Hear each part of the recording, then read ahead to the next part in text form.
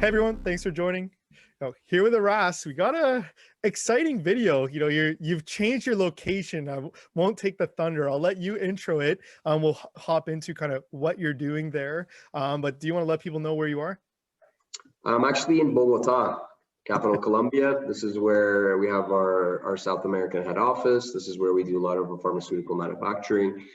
And it's close to where we do our cultivation, which is the coast of Colombia, the Caribbean coast called Santa Marta. And that's where all the cultivation we do takes place. Yeah, so awesome. I know we're gonna share some videos, some shots, which will be awesome. But wanted to kind of do a video hopping into what happens in Colombia, but really what you'll be doing over kind of the next, or you're there for about a month. I know you got there last week, so we'd love to kind of chat. Do you want to kind of give a run through of what you'll be doing there? Yeah, so I mean, we have a pretty decent sized team here in Bogota, but the team in Bogota is more focused on some of the clinical development, some of our finished product manufacturing, but also we have a medical program here in Colombia that is called under the magisterial model, where we do the actual manufacturing of the finished cannabis-based pharmaceutical drugs. We do the manufacturing once we get a prescription. So we have a medical team here, we have a medical sales force here that goes out and educates really physicians, the medical community as a whole, but also clinics. And once they give us the prescriptions, we deliver those products. So we have that team here. And then we are dealing with a lot of our Latin American exports and our business development, our clinical development in South America out of here in Bogota. So that's where sort of the Bogota model is. And then in Santa Marta, where it's the coast, we do our cultivation, we do our extraction, and then we ship those raw materials, whether it's seeds or CBD or CBG in other markets. But we also then ship that raw material here to Bogota, where we do the finished product manufacturing. So I will go back to Santa Marta hopefully tomorrow night, and I'll be spending some time there, just working with the genetics team on some of the genetic programs that we have. We have some incredible, rare cannabinoid genetics that have been breeding for some time. We have some really exciting cultivars that are expressing very high amounts of cannabinoids that we've optimized over the past 3.5 years where we've been cultivating here. So I would then go spend some time with that team as well. So I'm hopping around. I mean, I'm almost pretending like there's no COVID. I got my mask, and that's really the only protection I got. Well, fair. No, look, you're getting a little bit of a tan. I know I said it before we hit record.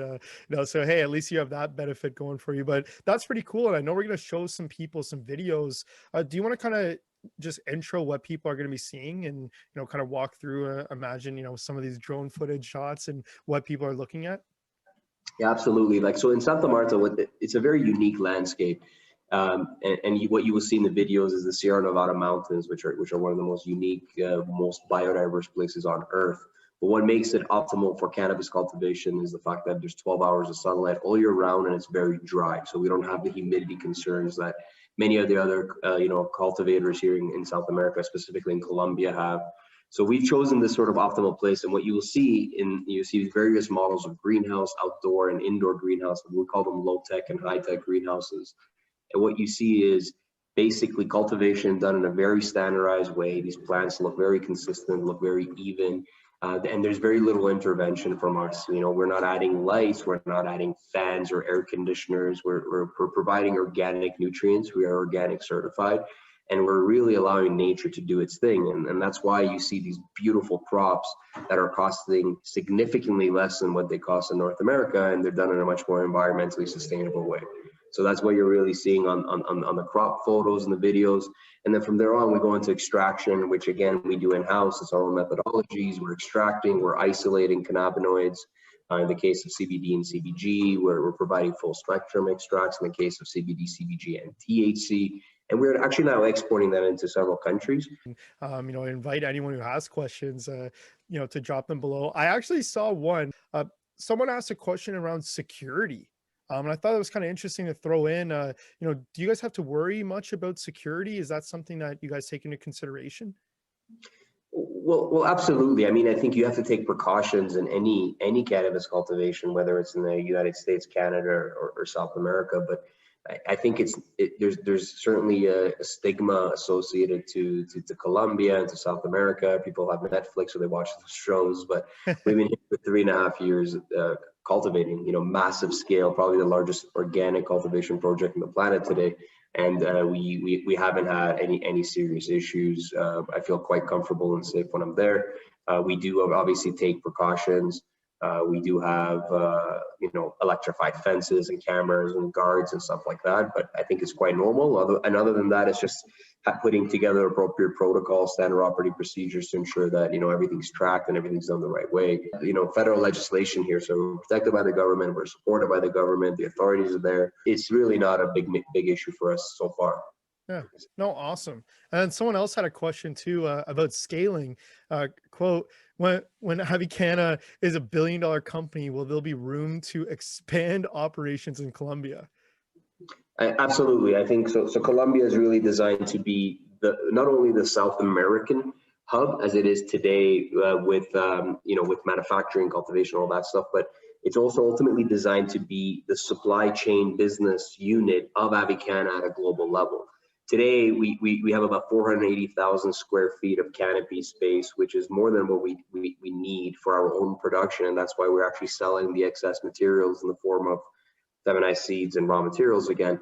But as our demand increases from our finished product perspective, whether it's drugs or cosmetics or medical products, for example, under the brand of Row, as that continues to grow, do we have room to scale up here? Absolutely. We have hectares and hectares around our facility that's owned by our partners that we can easily expand into. We've already optimized the model, so to take the existing model and to scale that up is quite easy. We don't see the demand yet, and that era of how many square feet are you cultivating is over. We're going to build it when it's time, and so far we're good. We're at capacity. Yeah, no, awesome. Well, anything else kind of about what you're doing there, maybe some little teasers that you wanted to share with people? Yeah, so I mean, the way I look at this, the way we looked at cannabis as standardized medicine is really twofold, and we often talk about the other side, which is the R&D and the research and the clinical and the data, and we think that's very important. Standardized medicine, and we've done that. We believe, if not the best, one of the best in the industry. But then on the other side is the raw material. Where is that raw material coming from? Is that coming from an indoor Canadian factory that is substantially more expensive and absolutely more unsustainable from an environmental perspective? And so when we realized that we need to manage our own supply chain and vertical integration, we could have, like our other Canadian peers, looked at Canada, but we decided to look abroad. So I spent a lot of time analyzing different markets. I went to a lot of these countries: Uruguay, Jamaica, South Africa, Macedonia, and concluded that Colombia made the most sense. So now that we're here, we're cultivating, we're actually producing, cannabinoids at a fraction of the cost, but we're also doing it in an organic, sustainable way. So the way I see that is that it's a marriage of input materials that are low cost, environmentally sustainable, combined with advanced drugs and advanced medical products. And when you combine it two, you get superior products at a lower cost. And that works very well in not only obviously developing countries, but that really works well in developed countries as well, because now I have, price competitive, advanced, standardized cannabis-based medicine that I can offer to patients and populations around the world. Yeah. Oh, some interesting insight. I know these videos are going to be great. Is there any other videos that people are going to see that you wanted to give some background info on? I mean, so some of the B-rolls that we can feature for something like this will be, again, the cultivation and extraction, but also the manufacturing we're doing in Colombia and Bogota, which is GMP pharmaceutical. Health Canada certified, and Visa Brazil certified, and BIMA Colombia certified. So what you're seeing, I don't think people would imagine what a pharmaceutical manufacturing plant in Colombia would look like, and when they see that, it will be substantially more standardized than the most efficient LPs in Canada. So that's really the full value chain that we've built, which fits Avicanna's model to be, the leading pharmaceutical medical cannabis company in South America as a starting point at least. Cool. Well, awesome. Well, hey, I think this has been good. I know we're going to mix in a ton of videos. Don't want to make it too long, but exciting to see. And I invite anyone who made it this far, any questions that you have, please drop them below. I'm sure we can do a small little Q&A segment in our next video talking about some things you guys are doing down there.